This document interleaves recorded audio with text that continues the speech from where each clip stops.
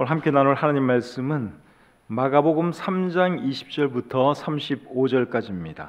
집에 들어가시니 무리가 다시 모이므로 식사할 겨를도 없는지라. 예수의 친족들이 듣고 그를 붙들러 나오니 이는 그가 미쳤다 하밀러라. 예루살렘에서 내려온 서기관들은 그가 바알세불이 짚었다 하며 또 귀신의 왕을 힘입어 귀신을 쫓아낸다 하니 예수께서 그들을 불러다가 비유로 말씀하시되 사탄이 어찌 사탄을 쫓아낼 수 있느냐. 또 만일 나라가 스스로 분쟁하면 그 나라가 설 수 없고 만일 집이 스스로 분쟁하면 그 집이 설 수 없고 만일 사탄이 자기를 거슬러 일어나 분쟁하면 설 수 없고 망하느니라.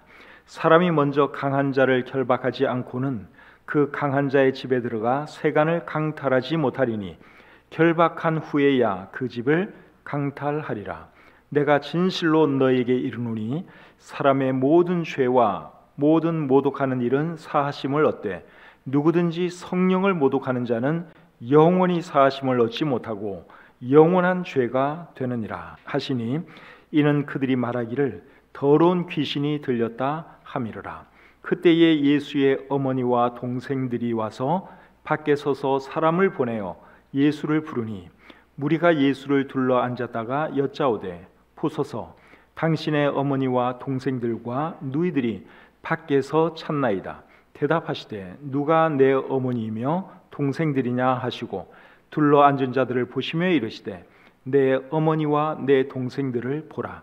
누구든지 하나님의 뜻대로 행하는 자가 내 형제요 자매요 어머니이니라. 아멘. 오늘은 마가복음 3장 20절부터 35절까지의 말씀을 본문으로 해서 예수님의 가족 이야기 이런 제목으로 말씀 전하기를 원합니다. 5월은 가정의 달이기 때문에 5월에는 아무래도 가정이나 가족에 대한 말씀을 많이 전하게 됩니다. 그런데 지금까지 제가 예수님의 가족에 대해서 말씀을 전한 적은 없는 것 같아요. 제 기억 속에 예수님의 가족에 대해서 내가 집중적으로 말씀을 전한 적이 있었나 생각해 보니까 없었던 것 같습니다. 그래서 오늘은 예수님의 가족에 대한 말씀을 좀 드리려고 합니다.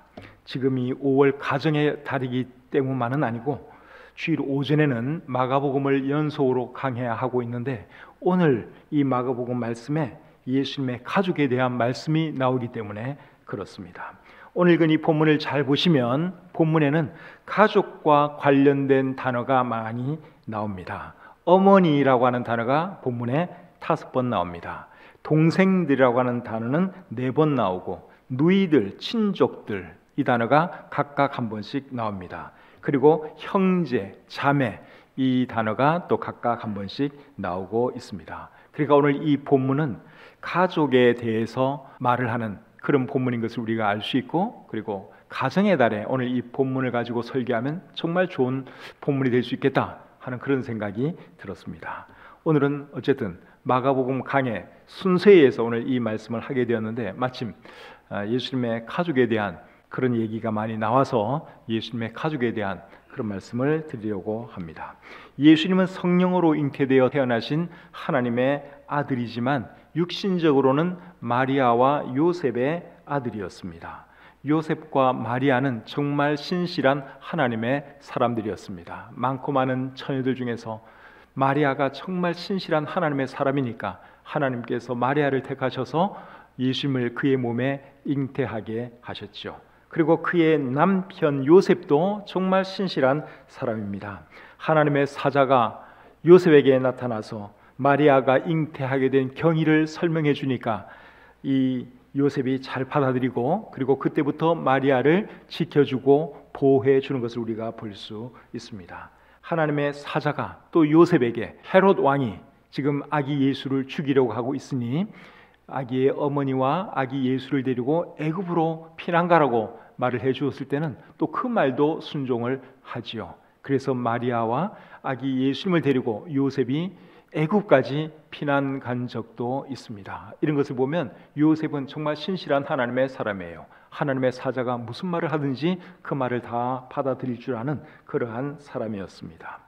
예수님이 탄생하신 후에 요셉과 마리아 부부 사이에서 자녀들이 태어납니다. 여러 명의 자녀가 태어나는데 그 중에 네 아들의 이름이 우리 성경에 기록되어 있습니다. 딸들의 이름은 성경에 안 나오고 마리아와 요셉이 낳은 예수님 말고 예수님 이후에 두 사람의 결합에 의해서 낳은 네 아들의 이름이 나오는데 마가복음 6장 3절에 그들의 이름이 나오고 있습니다. 한번 보겠습니다. 마가복음 6장 3절입니다.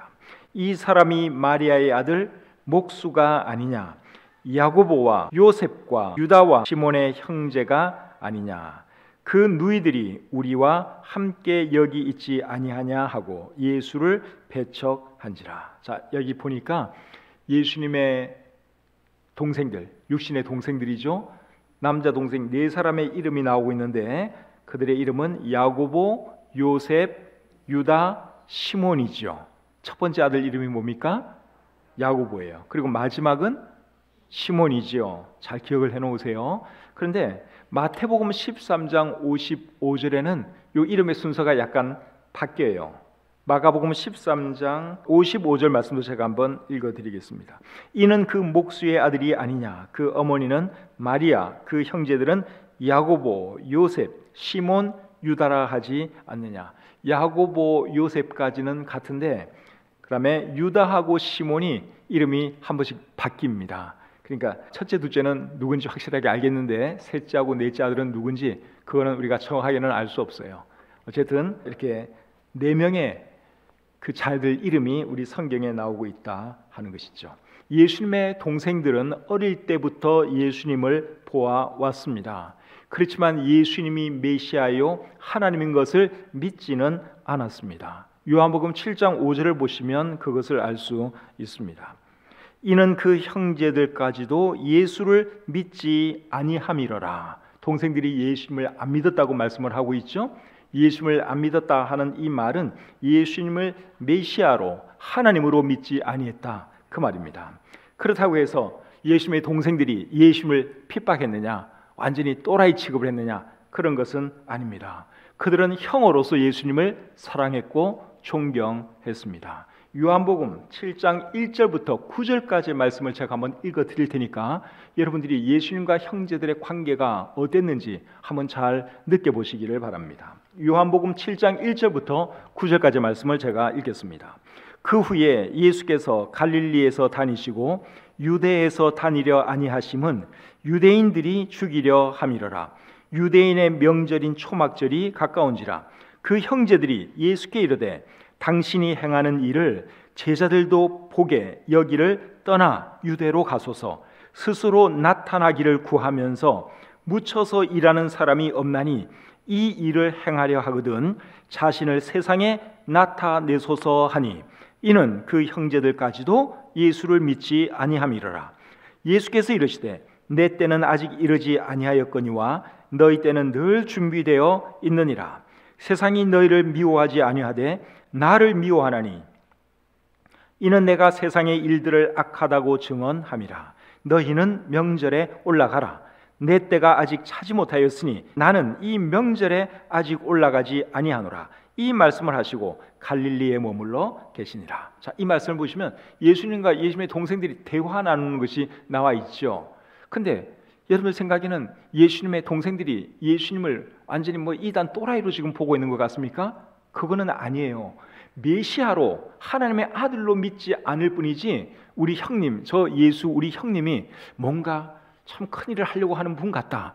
근데 큰일을 하려면은 이런 시골에 있으면 안 되는데 자 유다로 좀 진출을 하셔야 되는데, 그러면서 형님한테 형님 이번 명절에 우리 예루살렘에 가시죠. 그렇게 말을 하는 거예요. 그러니까 메시아로만 믿지 않았을 뿐이지 형님으로서는 정말 사랑하고 또 존경하는 그런 마음을 가지고 있는 것을 우리가 볼 수 있습니다. 그런데 나중에 이 예수님의 동생들이 예수님을 메시아로 하나님으로 받아들이게 되지요. 사도행전 1장 14절을 한번 보겠습니다. 사도행전 1장 14절입니다.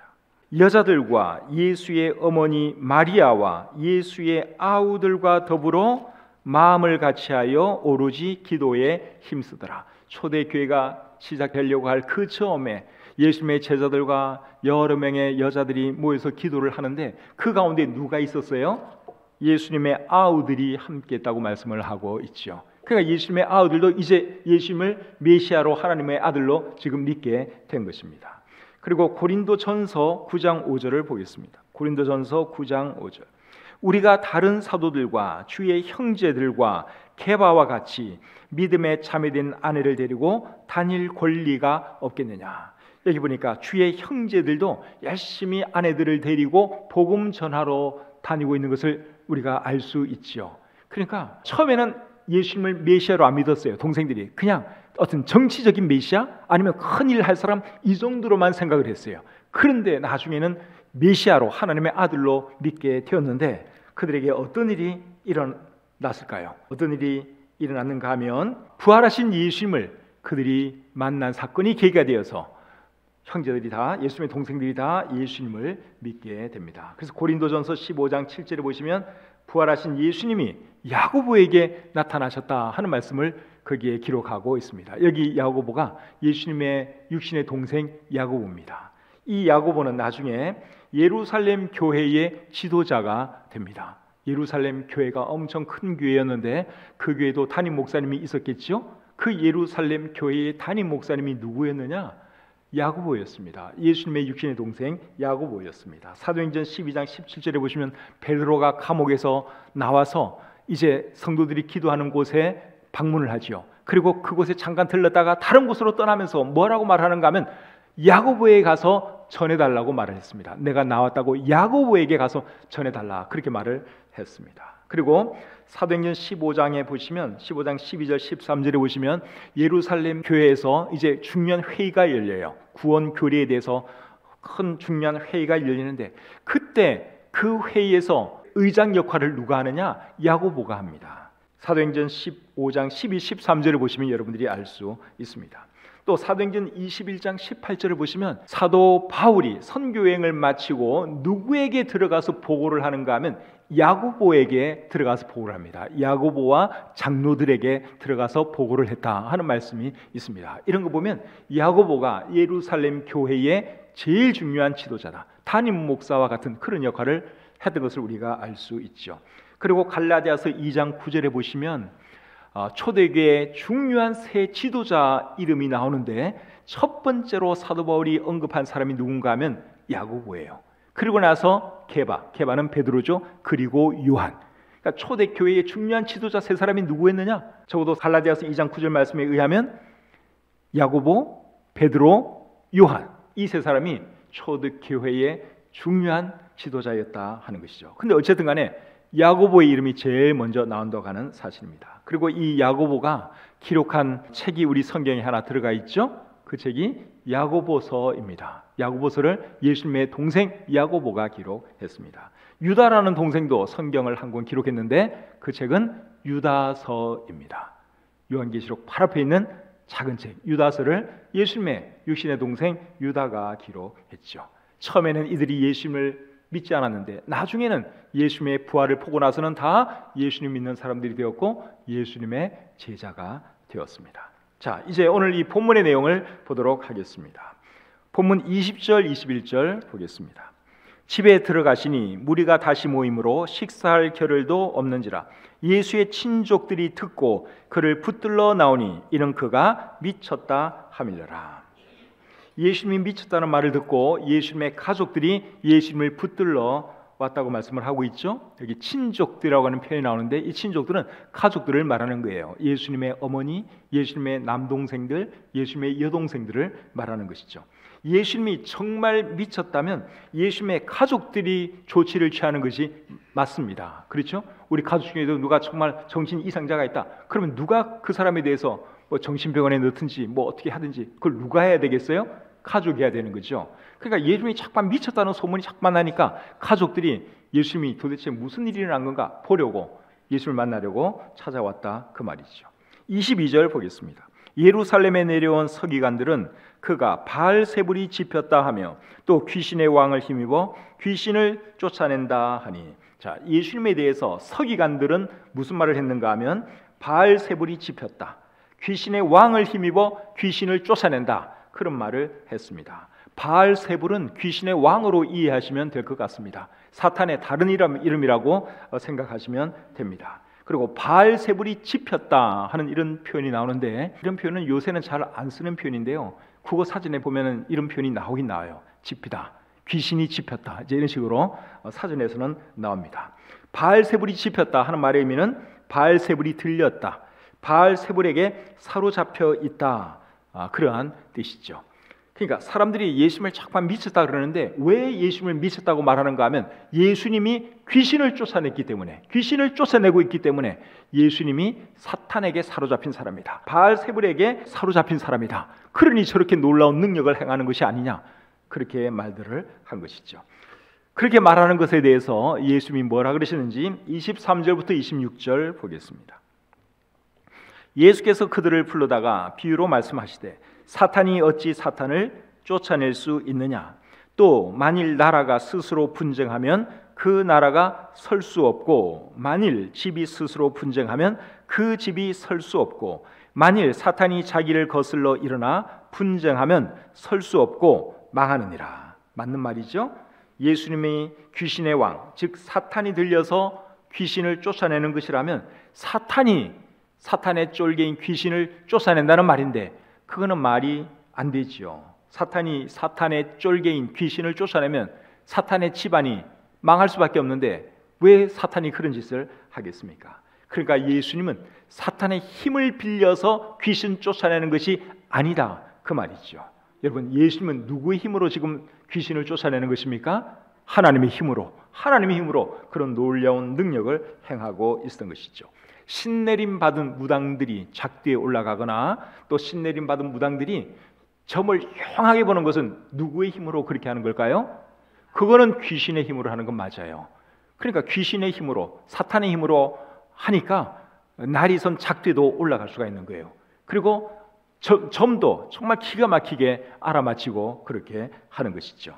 그래서 귀신이 존재하고 사탄이 존재하는 것을 보아도 하나님은 분명히 존재하는 분이다 하는 것을 우리가 알 수 있습니다. 하나님께서 사람의 몸을 입고 이 땅에 내려오신 적이 있는데, 그분이 누구십니까? 그분이 예수님이세요. 그런데 사람들이 그 예수님을 알아보지를 못했습니다. 27절 말씀 보겠습니다. 사람이 먼저 강한 자를 결박하지 않고는 그 강한 자의 집에 들어가 세간을 강탈하지 못하리니, 결박한 후에야 그 집을 강탈하리라. 자, 여기서 말하는 강한 자는 누구를 말하는 것이고, 또 사람은 누구를 말하는 걸까요? 여기서 말하는 사람은 예수님을 말하는 것이고, 강한 자는 사탄을 말하는 것입니다. 사람이 먼저 강한 자를 결박하지 않고는 그 강한 자의 집에 들어가 세간을 강탈하지 못하리니, 결박한 후에야 그 집을 강탈하리라. 여기서 말하는 사람은 예수님, 강한 자는 사탄을 말하는 거예요. 그래서 27절의 의미는, 예수님이 사탄의 쫄개들인 귀신을 쫓아낼 수 있는 것은 사탄보다 더 강한 힘이 있기 때문에 그렇게 할 수 있는 것이다. 지금 예수님이 그 말씀을 하고 있습니다. 28절부터 30절 보겠습니다. 내가 진실로 너에게 이르노니 사람의 모든 죄와 모든 모독하는 일은 사하심을 얻되, 누구든지 성령을 모독하는 자는 영원히 사하심을 얻지 못하고 영원한 죄가 되느니라 하시니, 이는 그들이 말하기를 더러운 귀신이 들렸다 함이로라. 사람들이 예수님에 대해서 바알세불이 들렸다, 사탄이 들렸다, 그렇게 말을 하니까 예수님이 그들에게 뭐라고 말을 하셨어요? 28절 29절 보시면, 사람의 모든 죄는 하나님께로부터 사하심을 얻을 수 있지만 누구든지 성령을 모독하면 그 죄는 용서받을 수 없다. 예수님이 그 말씀을 해 주셨습니다. 오늘 본문에 나오는 말씀 중에서 제일 중요한 말씀이 이 말씀이에요. 지금 예수님이 성령을 모독하는 죄에 대해서 설명을 하고 있습니다. 성령을 모독하는 죄, 다른 죄는 하나님이 다 용서해 주시는데 성령을 모독하는 죄는 용서하지 않을 것이라고 말씀을 하고 있는데, 여러분, 성령을 모독하는 죄가 무슨 죄겠어요? 성령을 모독하는 죄, 성령을 모독하는 죄는 성령께서 예수님이 메시아요 하나님인 것을 가르쳐주고 믿도록 도와주는데도 불구하고 그것을 받아들이지 않는 죄를 말합니다. 고린도전서 12장 3절에 보시면, 성령으로 아니하고는 누구든지 예수를 주시라 할 수 없느니라 하는 말씀이 있습니다. 성령으로 아니하고는 누구든지 예수를 주님이라고 고백할 수 없다고 말씀하고 있습니다. 그러니까 사람들로 하여금 예수를 믿도록 도와주시는 분이 결국 누구라는 말씀이에요? 성령님이죠. 저와 여러분들이 다 예수를 믿고 이렇게 구원받은 사람들이 되었는데, 그렇게 할 수 있었던 것은 우리 마음속에서 성령님이 강하게 역사하셨을 때 우리가 그 성령님의 감동에 우리의 마음을 내어드리고 예수를 받아들였기 때문에 저와 여러분들이 구원받을 수 있었던 것입니다. 성령께서 역사하신데도 불구하고 계속 거부하고 예수님 받아들이지 않으면 결국 어떻게 되는 거예요? 그 사람은 구원받을 수가 없습니다. 결국 멸망할 수밖에 없는 것이죠. 그래서 성령의 역사를 거부하는 이 죄가 결국은 무슨 죄인가 하면 성령을 모독하는 죄예요. 성령님께서 역사하시는데 자꾸만 거부해요. 이게 성령을 모독하는 죄다 하는 것이죠. 그렇기 때문에 성령을 거부하는 죄는 이게 결국 무슨 죄인가 하면 예수님 받아들이지 않는 죄와 같은 죄예요.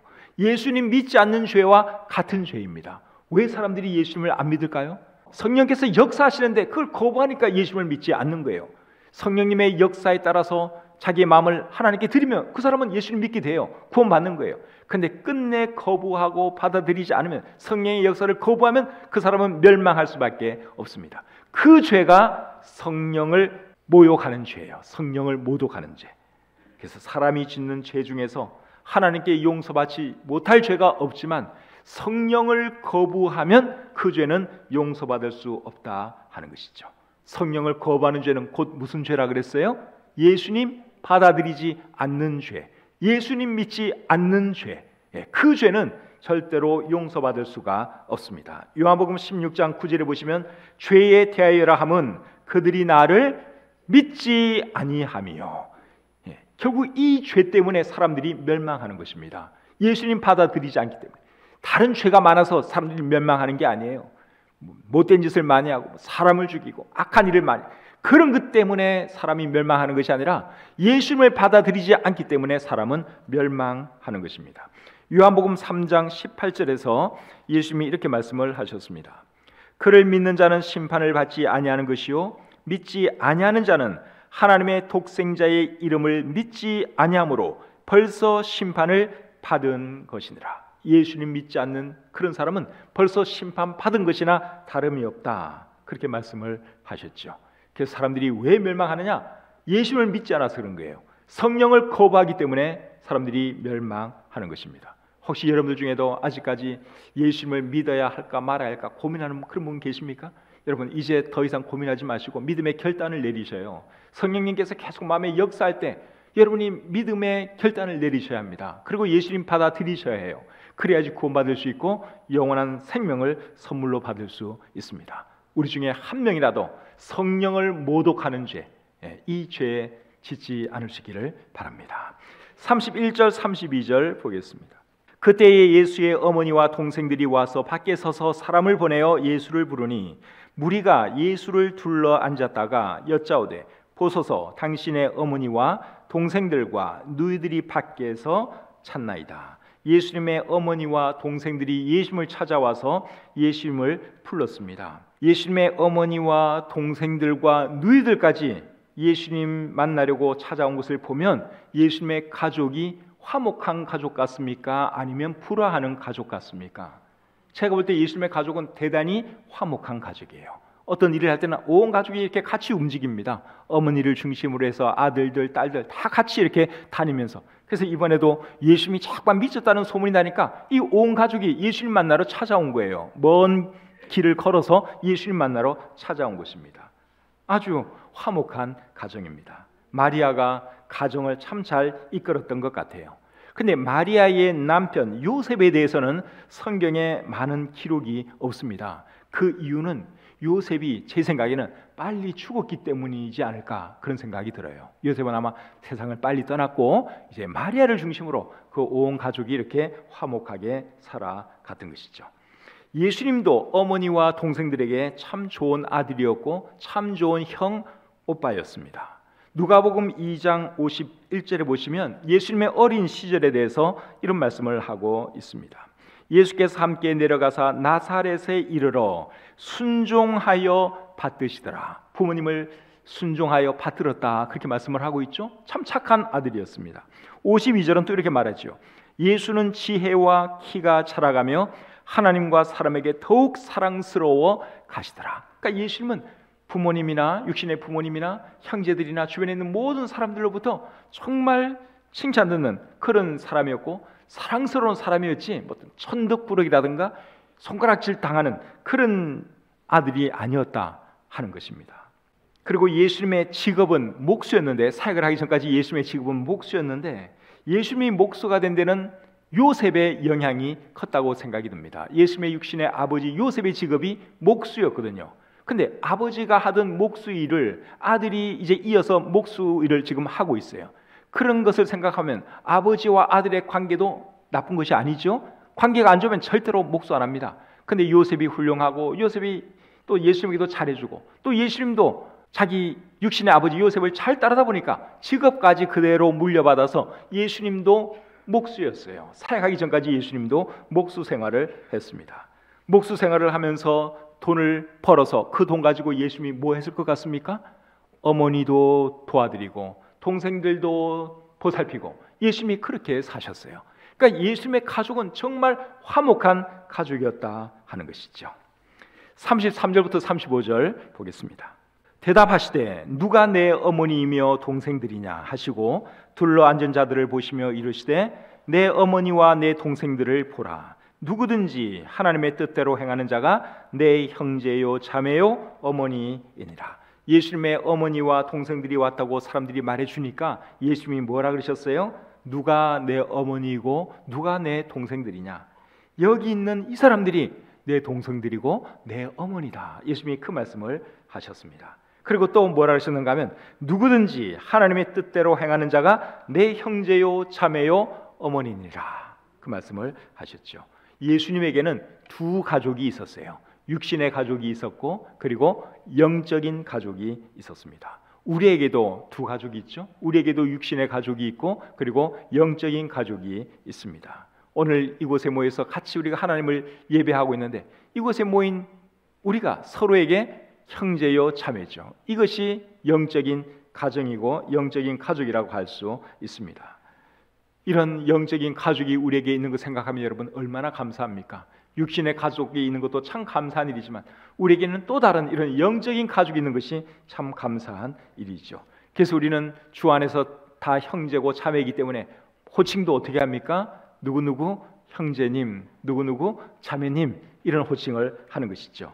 그런데 이 호칭이 어떤 때는 조금 곤란할 때도 있어요. 솔직히 말씀드리면 언제 그런가 하면 나보다 나이가 한참 많은 분들에게 호칭할 때는 이게 이래도 되나 하는 그런 생각이 간혹 들죠. 나보다 20살 많고 30살 많은 분에게 내가 누구누구 형제님, 누구누구 자매님, 그게 여러분 부르면서도 어떤 때는 굉장히 이거는 좀 아닌데 더 좋은 호칭이 없나, 그런 생각이 여러분 가끔 하지 않습니까?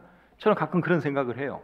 그래서 그럴 때 좋은 호칭이 뭔가 하면요, 성도님이라고 하는 호칭 쓰면 이게 참 좋을 것 같아요. 성도님은 뭐 나이가 20살이 많건 30살이 많아도 누구누구 성도님, 그럼 그건 상당히 존중해 주는 표현이니까.